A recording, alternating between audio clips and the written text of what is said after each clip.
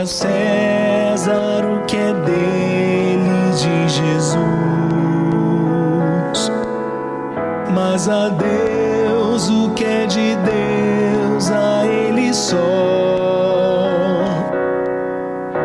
Poder e hipocrisia não iludem, pois Deus quer a verdade e a justiça. Caríssimos irmãos e irmãs, a graça e a paz de Deus, nosso Pai, e de Jesus Cristo, nosso Senhor, esteja sempre convosco, com a vossa família e na vossa vida. 29º domingo do tempo comum. A liturgia de hoje nos traz a famosa frase de Jesus àqueles que queriam lhe abrir uma armadilha: dai a César o que é de César e dai a Deus o que é de Deus. O que é de Deus é de Deus, o que é da vida, da esperança, da alegria, da prosperidade, das possibilidades, da caridade, da fé, isso é de Deus. O que é de César, o que é do mundo, aquilo que não envolve, não é que nós vamos nos abandonar, mas nós vamos entregar aquilo que é. Estamos inseridos no mundo, não somos cidadãos dele, nós somos cidadãos do céu. Como batizados, nós vencemos o mundo e vamos ao encontro do Senhor. Mas peregrinos nesse mundo, precisamos ser nele testemunhos desse projeto de Deus. Mas a liturgia de hoje começa com outro texto. A primeira leitura é tirada da profecia de Isaías, capítulo 45, versículos de 1 a 6. Isaías nos fala sobre Ciro, rei da Pérsia. Aquele não que levou o povo ao exílio, mas aquele que tirou o povo do exílio. O povo vai ao exílio, conduzido por Nabucodonosor, e volta do exílio, conduzido por Ciro, o persa. Ciro vence os babilônios e, iluminado, ungido pela graça de Deus, ele liberta o povo de Israel. Duas perspectivas aí. Ciro tem uma política diferente da política dos babilônios. Qual era a política dos babilônios até então? Ou a política daqueles que escravizavam e dominavam os países? Invade, vence, venceu, você pega e leva todo mundo como escravo para trabalhar para você. Ciro vai inaugurar uma outra política de domínio muito significativa e que vai ser muito difícil do povo vencer. A partir de Ciro, os gregos usarão a mesma forma e os romanos também. Qual é a proposta de Ciro? O povo volte à sua terra e vá fazer a sua terra produzir e cobrar imposto sobre este povo. Cobrar desse povo produzindo na mesma terra. Por quê? Ciro vai entender que tirando o povo da terra, você tira da sua tradição, e isso gera mais animosidade, rivalidades e dificuldades. Se lembrem, quando Jesus é preso e morto, os judeus estão sob o domínio do imperador César. Se estão sob o domínio de César, é porque estão sob o domínio de Roma. Não são eles que comandam o seu país, mas estão no seu território. E com certeza pagam, como vai dizer o texto, imposto a César. Então esta unção que a gente poderia ver aí entre aspas, é uma grande leitura da libertação do povo do exílio como um sinal de Deus. Um sinal de Deus que olha pelo seu povo. Deus que vem ao encontro do seu povo. Deus que fala com este povo e lhe conduz de volta ao caminho. Mas o povo não reconhece a Deus. Eu te armei, vai dizer o texto, eu te conduzi, eu te mostrei o caminho, mas vós não me reconhecestes. Ou seja, na primeira leitura, por vezes, o autor vai dizer: eu libertei a casa de Israel, eu libertei os servos de Jacó, mas mesmo assim vocês não me reconhecem. E Ciro, um pagão, nele a graça de Deus se manifestou e ele libertou o povo. Por isso que aí não é visto só como um sinal histórico e político, como eu dizia anteriormente, mas também é visto como um sinal da graça de Deus. Se não me engano, é Paulo VI que vai dizer que Gandhi era mais cristão do que muitos cristãos.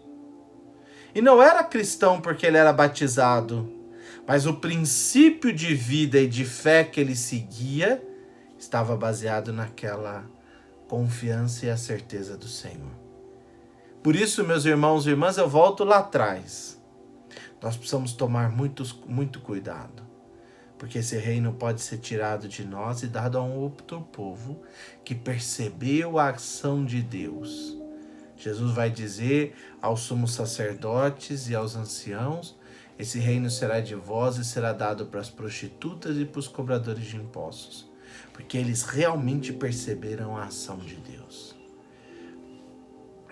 Deus age por diversos caminhos. Se Deus quer salvar e reunir o seu povo e oferecer-lhe o de melhor, Deus age por diversos caminhos.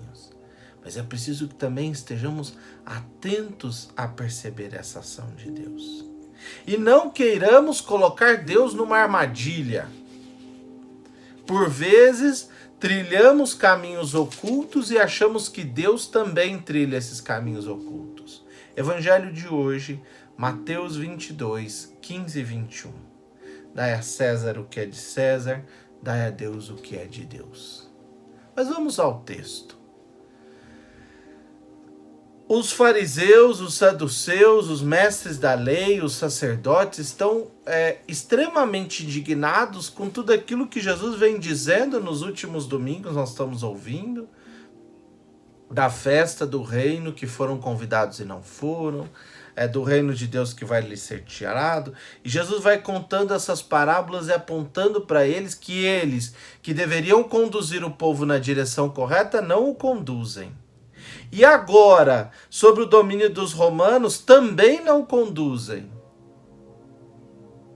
Por isso que é preciso ter um cuidado muito claro quando nós misturamos política e religião. Não é que as duas coisas não se misturam. Um bom político pode ser católico, um político pode ser católico, pode ser cristão, pode ter a sua religião sem nenhum problema. Mas cuidado, Deus não envia um salvador da pátria, o único salvador é o Cristo. O que Deus envia homens e mulheres para mostrarem esses bons sinais, serem sinais desse bom caminho. Nós estamos ouvindo aqui ou acolá, um que diz que Deus o iluminou, outro que diz que Deus o revelou, ou outro que diz isso, e parece que passado 1, 2 dias essa revelação trupica e cai porque a obra vira do demônio. A primeira coisa essencial, e eu ouvi esses dias de uma pessoa falando sobre um vereador católico que falava: padre, ele é um homem que honra a sua fé e que dá testemunho. Eu não precisei, nem voto no lugar, mas ele honra a sua fé, ele dá testemunho e ele tem uma presença clara. Eu não diria clara, eu gosto muito mais da palavra verdade. O evangelho de hoje vai nos falar disso. Os chefes, os sacerdotes, os anciãos, muitas vezes não querem ver a verdade. A verdade está diante dos olhos dele. Jesus conta a história e eles precisam entender que o que Jesus está fazendo não é só acusando e apontando o dedo, mas é também convidando eles a descobrirem um outro caminho e um outro horizonte, uma outra perspectiva.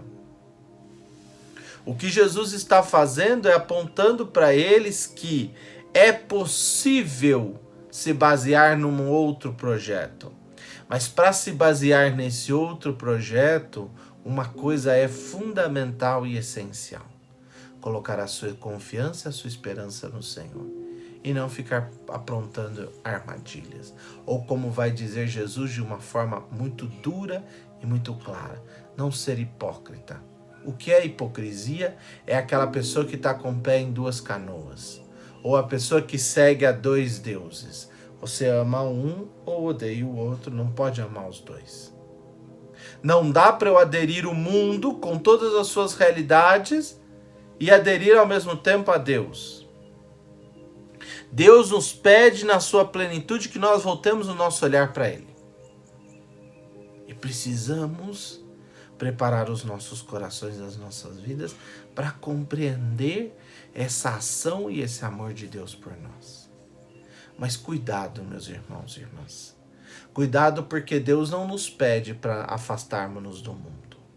Deus nos pede sim para nos inserirmos nele de uma forma mais radical e intensa. Por isso que ele vai dizer, o que é de César, que é o que está gravado no infringe, dê a ele. Ele não está se fazendo um Deus, ele é o Deus do mundo, dê a ele. Não tem problema. Até Jesus fala um dia a Pedro, pesque o peixe, lá tem uma moeda e paga o imposto. Mas, se você é de Deus, se você descobriu a vida nova no Cristo, se você se deixou ungir, se você deixou iluminar por Ele, esteja nesse mundo como alguém que é um sinal do Cristo. É essa forma que nós devemos perceber e julgar se as pessoas que estão à frente dos poderes e usam nomes de cristãos, ou de católicos, ou de grupo tal, ou de grupo tal, se eles são realmente honestos e de Cristo. Se eles são de Cristo, a sua vida é pautada por Ele. Não importa o que aconteça, não importa o que seja, o meu projeto é o projeto de Cristo. Ah, mas quando eu entro no poder, a dinâmica é outra. Então você não é do Senhor. Você não está iluminado pela graça de Deus. Se você está iluminado pela graça de Deus, o seu projeto é um projeto de vida e de vida segundo a proposta do Evangelho. Não é um projeto de vida segundo a proposta do conchavo, da busca, ou disso, ou daquilo outro. Ouçam o que está na segunda leitura de hoje, tirada de Tessalonicenses, capítulo 1, versículos de 1 a 5. Ouçam o que o próprio Paulo, no seu primeiro escrito, esse é o primeiro escrito do Novo Testamento, vai dizer: damos graças a Deus por vós, versículo 2, lembrando sempre de vós nas nossas orações. Diante de Deus, nosso Pai, recordamos sem cessar 3 coisas fundamentais: a atuação da vossa fé, o esforço da vossa caridade e a firmeza da vossa esperança no Senhor Jesus. Ou seja, se uma pessoa que realmente descobriu o Cristo, Paulo não está dizendo a uma comunidade celeste, Paulo está dizendo a uma comunidade que está inserida no mundo grego, em Tessalônica. Está dizendo a eles: olha, diante de Deus nós louvamos e agradecemos pela sua atuação na fé, pela vossa atuação na fé. Ou seja, como vocês vivem essa fé de uma forma autêntica e clara, independente da situação em que estejam. Da forma como vocês se esforçam na caridade, para cuidar, para amar o próximo, para dar um passo na direção do irmão, para ajudá-lo, para fortalecê-lo, e como vocês têm a esperança. Ou seja, vocês não esperam em César, vocês não esperam no dinheiro desse mundo, vocês não esperam na realidade, no poder, nisso, aquilo, vocês esperam em quem? Esperam no Senhor. Aqui está 3 parâmetros fundamentais para julgar e para dizer se somos do Senhor ou se não somos do Senhor. E sendo do Senhor, precisamos ter esses princípios como base fundamental das nossas vidas. Porque o Evangelho nosso que chegou até vós, esse Evangelho deu força, ele deu frutos. Por quê? Porque a ação do Espírito é plena na vida de vocês. O mesmo Espírito que agiu em Ciro e libertou o povo, Paulo vai dizer, esse Espírito age em vocês e os impulsiona a viverem esse Evangelho de forma clara. Para ter certeza ou para saber discernir se é do mundo ou se é de Deus, é muito simples. Aqueles que são do mundo não se empenham nem na fé, com uma dedicação atuante, não fazem obras de caridade que sejam verdadeiramente um exemplo de amor e não vivem uma esperança no Senhor. Esperam em tantas outras coisas. Pode-se esperar numa família, num time de futebol, pode-se esperar no poder, pode-se esperar no emprego, nisso, na fama, no prestígio, no orgulho. Não esperam no Senhor. Se alguém está no mundo, mas não pertence a ele, repito o que diz São Paulo aos Tessalonicenses. Recordamos sem cessar a atuação da vossa fé, o esforço da vossa caridade e a firmeza da vossa esperança. Talvez isso possa parecer para nós muito duro, mas esse é o chamado daquele que, a partir da descoberta do Senhor na sua vida, a partir desse batismo que o lava e que lhe dá vida nova, caminha neste mundo confiante no Senhor, que é a nossa força e a nossa esperança. Que Deus te abençoe, meu irmão.